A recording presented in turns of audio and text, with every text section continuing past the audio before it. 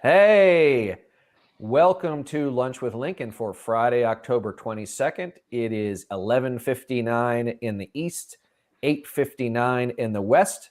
This is Reed Galen coming to you live from Park City, Utah. I want to welcome Jeff Timmer, Senior Advisor to the Lincoln Project and proud Lansing, Michigan resident. Jeff, thanks for joining me today. Reed, it's great to be here. There's certainly a lot to talk about. There certainly is. And so, in modern American politics, Jeff, we never have one crisis. We have innumerable crises or hot button issues. So let's do this. Why don't we start today in the Old Dominion in the state of Virginia, a place that I grew up right there for folks who are in that area on the McLean Falls Church border, Fairfax County. It was a place that, Jeff, when I grew up, it was, my elementary school was, we would today call it diverse. I don't think any of us knew that there was anything unusual about that, right? We had, I went to school with ambassadors' kids, congressmen's kids. One kid ended up being the son of a vice president, and we didn't know that that was what he would be at the time. And kids from neighborhoods I never went to, and they never came to mind. But when we were in class, everybody got along, as reasonably well as elementary and junior high kids can. And so now, we're roughly 10 days out from the election on November 2nd. Terry McAuliffe, former governor and Democratic nominee, taking on Republican nominee Glenn Youngkin.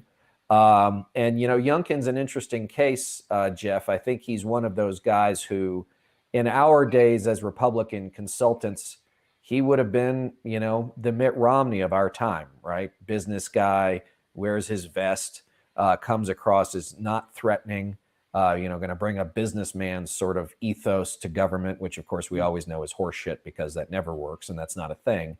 But we're not in the time when we worked in Republican politics. We're now in the time of Trump.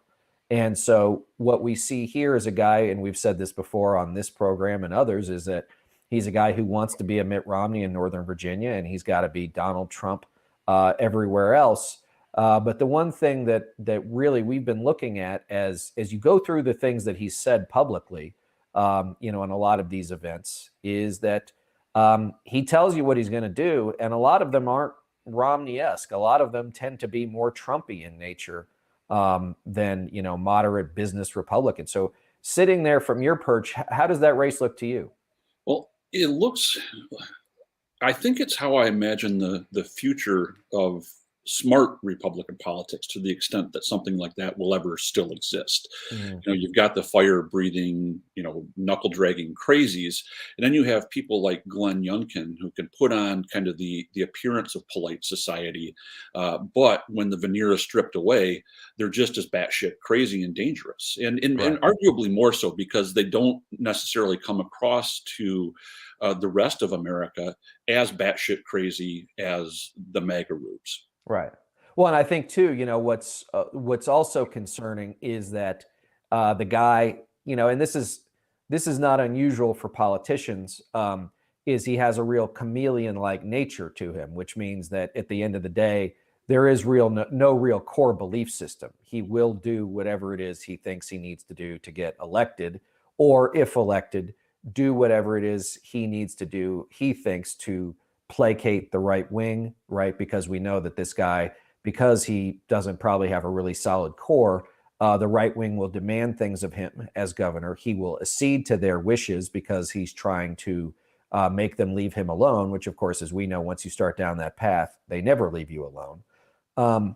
And so, I think you're absolutely right, which is he wears this mask of decency, but at the end of the day, he'll be a tool of the right. And we should assume, too, that, this is a guy who's worth several $100 million. He's got the picture postcard family at the horse farm in Great Falls. And so, he's governor in 22. And, maybe if Donald Trump by some miracle doesn't run, now he's in line to run for president. So, I mean, these guys never, they never make their true ambitions particularly hard to figure out. Sure. And what you have going on in that race are two of the abiding themes of today's Republican Party, and they're not getting reported on and talked about enough. You've got Youngkin talking about audits of voting machines before the election, trying to sow the seeds for if he loses, it's because it was stolen, of course. Right. And you have quite a bit of just naked racism Hmm. going on, anti-Semitism, racism in the guise of critical race theory, and the there seems to be this, I don't know, gentleman's agreement in the media to report this as just politics as usual, and they don't talk about the nasty underbelly of the today's Republican politics. That is, it's not quietly going on. It's not just whispered behind the scenes. It's a forward facing part of their campaign, but it's not being reported and with any alarm. Well, yeah, I mean, that's the thing about Youngkin, right? Is that there was a story that, or a quote that broke a couple hours ago, Jeff. An AP reporter was talking to Youngkin in Virginia, and Youngkin made some remark about how, like, he has love in his heart for everyone. Oh, all right. Then the AP reporter followed up and said, "Does that mean you support same-sex marriage?" And he said no. Youngkin said no.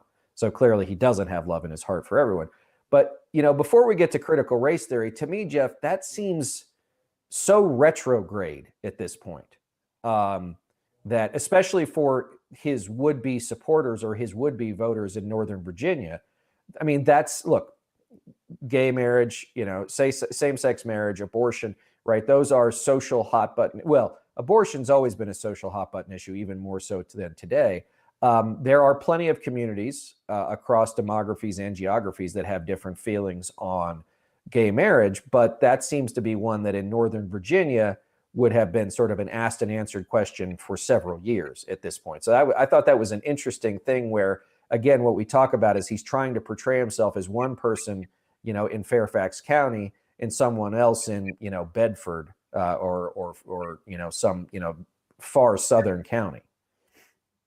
Yeah, and that's the kind of the threading the needle that Youngkin is trying to do to be, a two-faced campaign, and there's an extent to which he's getting away with it. Now, I For know sure. the McAuliffe campaign and the Democrats are trying to label him as, Trump or Trump light, Donald Trump incarnate. But there's the general portrayal is he's allowed to go, kind of wrap himself in, a white sheet when he's in the South, the out county or the outstate Mhm. portions of Virginia.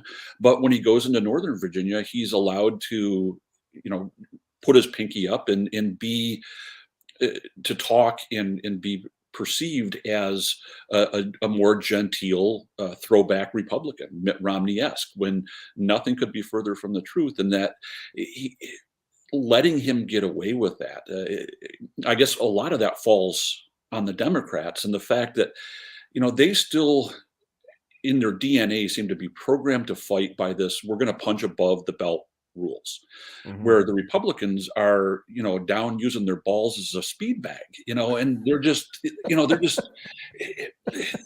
they just won't let go of this tether to the changing rules of the game. I'm struck by, I love repeating something you said, on a call a year ago about how the Democrats might be really good at playing chess, but the Republicans are tipping over the board and eating the pieces. Right. Yeah, and I love that analogy. It's unfortunate that we here a year later, with all that's gone on, we have to keep using it. Well, I think that's right. And so let's turn to that. So, you mentioned, the veiled racism, right? And critical race theory is the one that Youngkin's used that expression countless times at this point during the course of the campaign, and they have been successful at that for a couple of reasons. Because on the issue of education, there were so many Northern Virginia parents, right, who would otherwise, who probably did vote for Joe Biden, who otherwise want nothing to do with Donald Trump or any flavor of his party, who were, had to deal with their kids being home for, a year, because Virginia didn't open its schools. And the hangover of that, even though kids are back at school now, there's a lot of residual frustration and anger. And so the Republicans, and Youngkin in particular, have been good about expressing that frustration in a way. And McAuliffe, said, parents don't have a right to tell teachers what they can and can't teach. That they've used education as a broader cultural wedge against these voters who otherwise should be McAuliffe voters, and maybe will still be McAuliffe voters. But on CRT in particular, if you go back to, remember, George H.W. Bush's campaign manager, a guy named Lee Atwater, who was a legend of his time and died early from a brain tumor. He said that for a long time you could say N-word, N-word, N-word. And then it came to a time, was it in the 50s or 60s, you couldn't say that anymore. So you had to say something like forced busing. You go through the 70s, the Southern strategy of Richard Nixon, right? Law and order, right? We're going to keep you, we're going to provide security. In the 80s, it was welfare queens.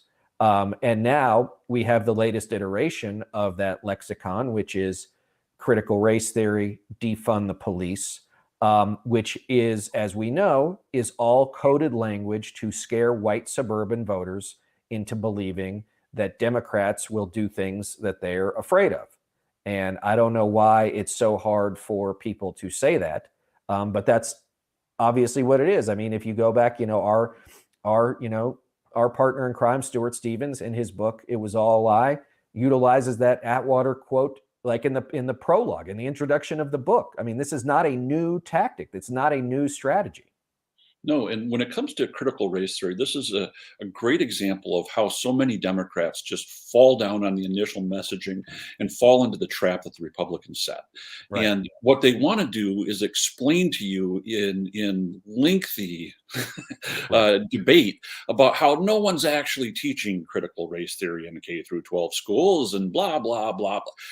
They're fighting on the Republican turf the minute they start to engage on that, rather than scream, this is a racist, it's not just a dog whistle, it's a racist bullhorn that's going off. It's the new N-word.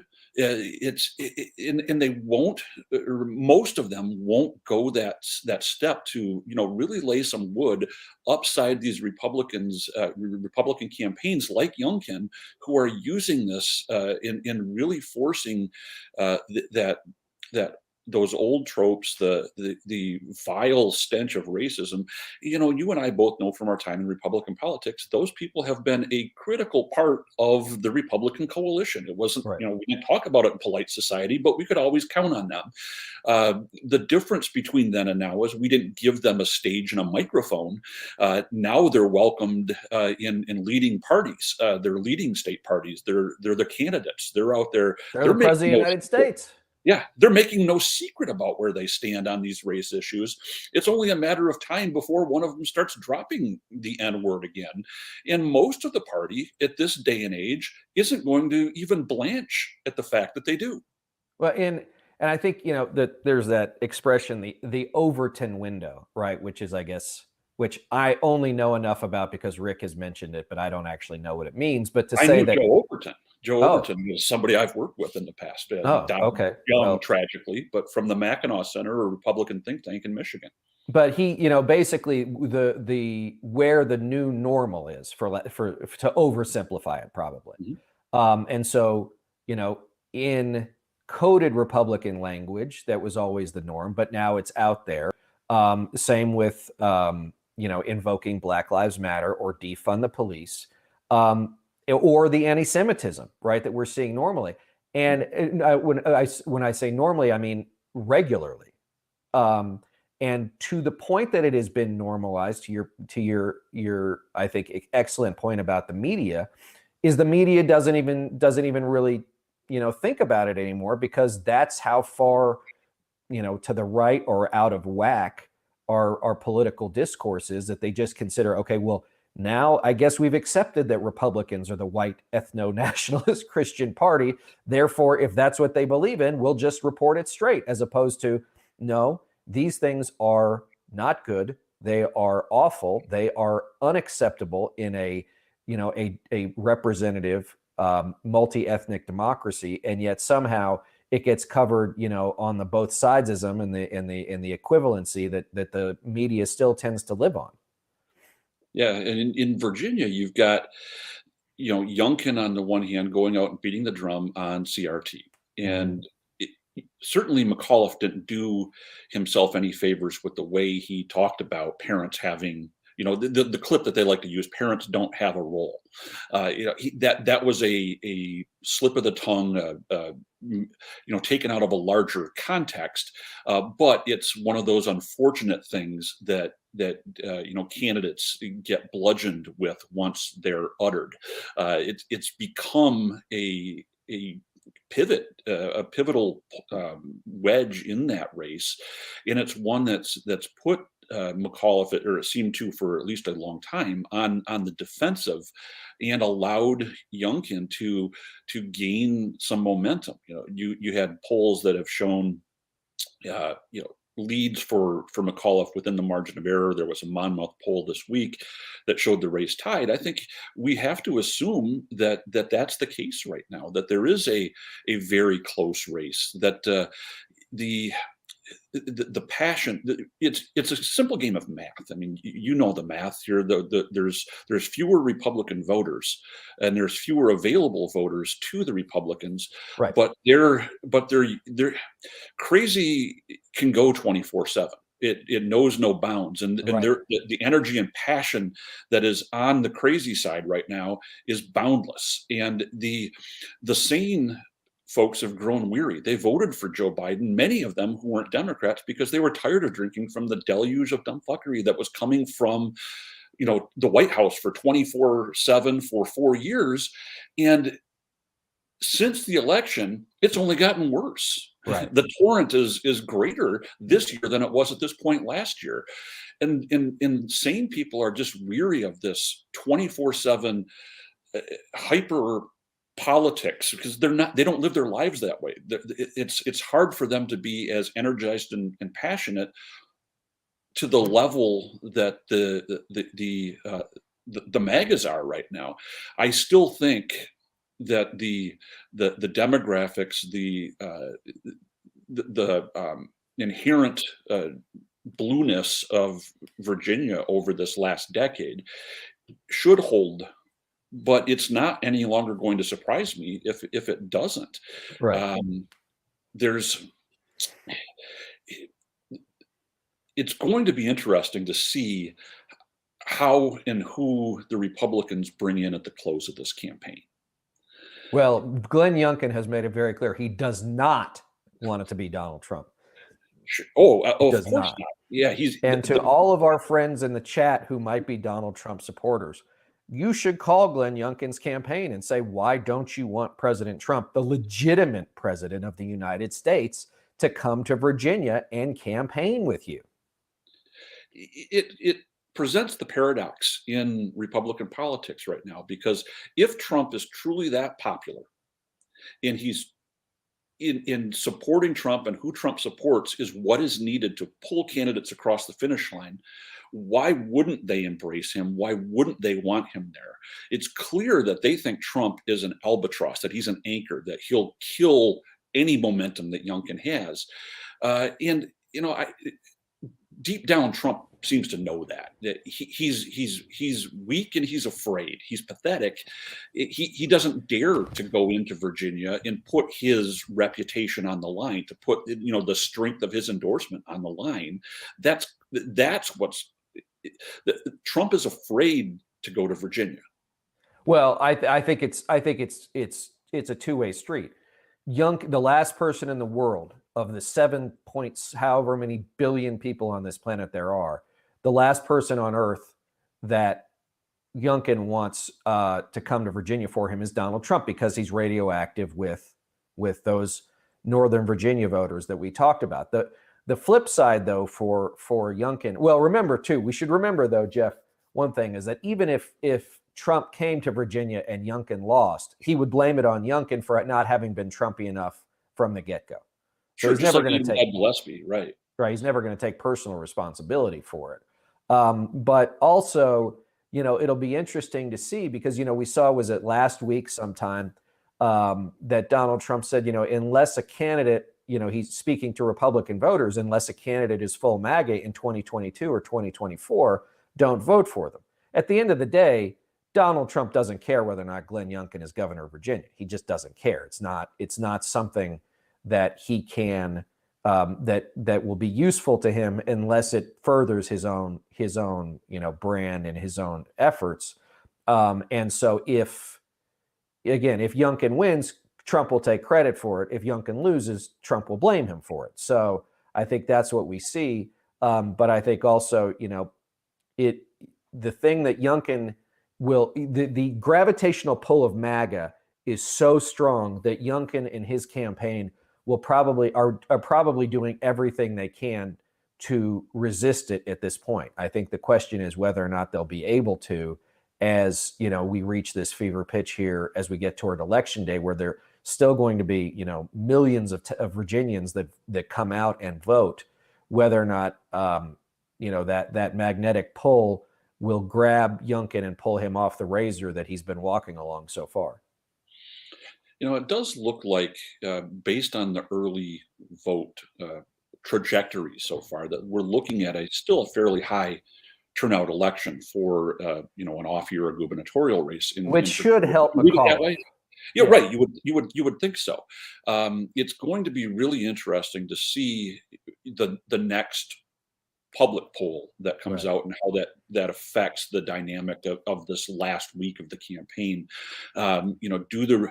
Who blinks here and does what? That's going to be interesting to see.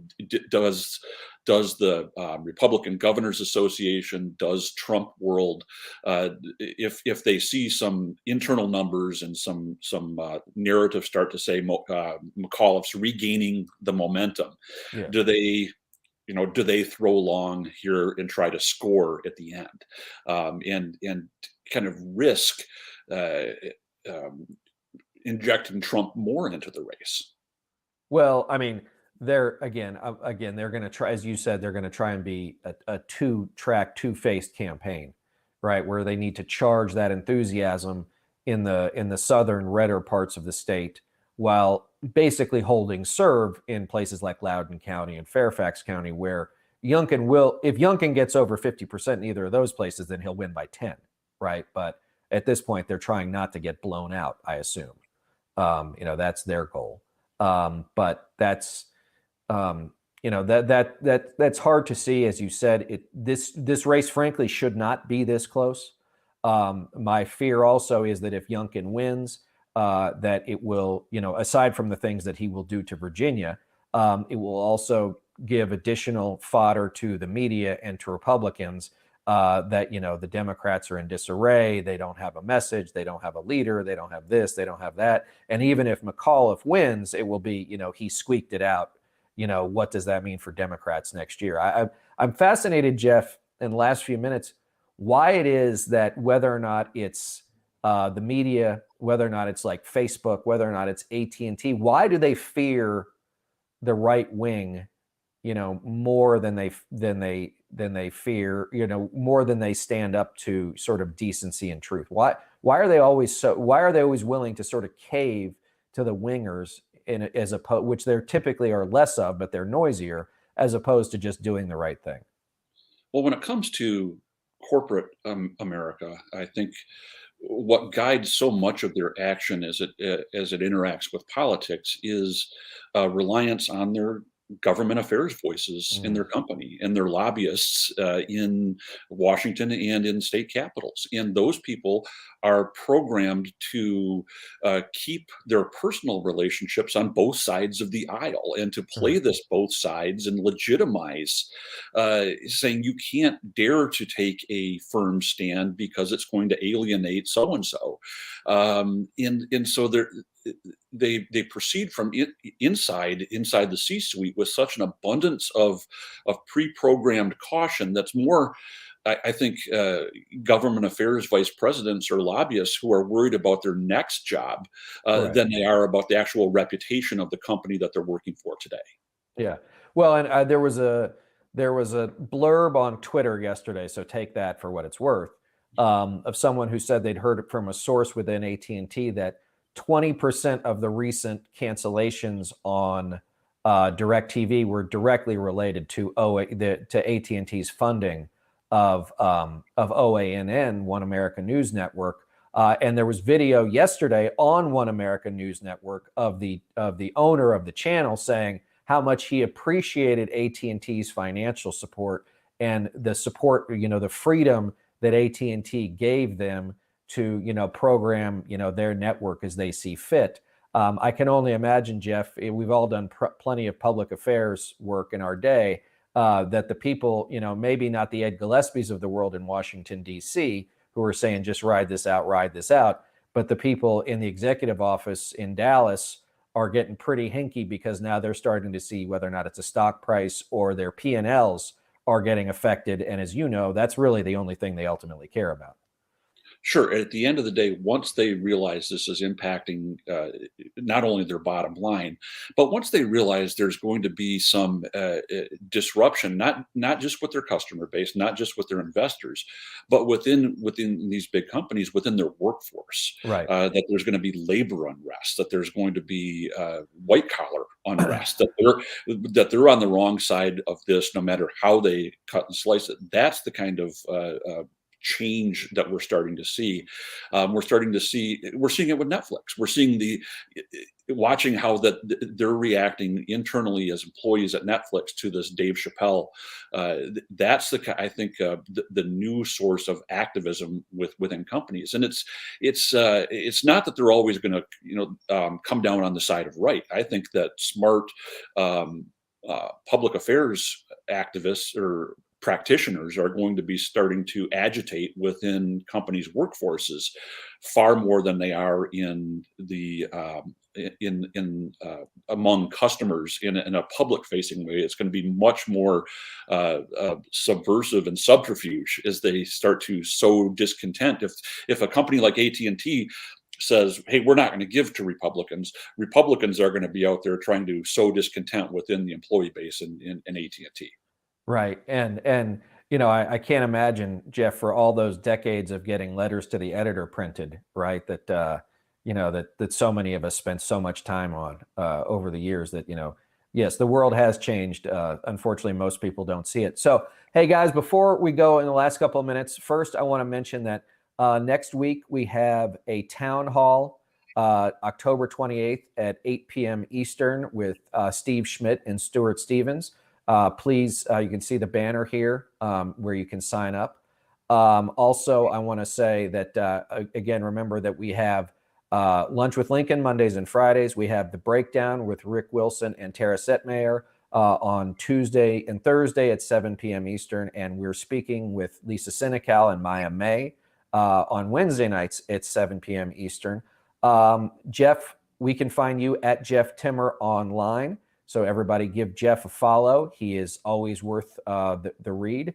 And before we go, B, why don't we go ahead and play one spot that we created for our friend Glenn Youngkin in Virginia, and then we will let everybody get on with their weekend. 4 years ago, anti-Semitism and bigotry invaded Virginia. You also had people that were very fine people on both sides. Now, that same ugliness has returned.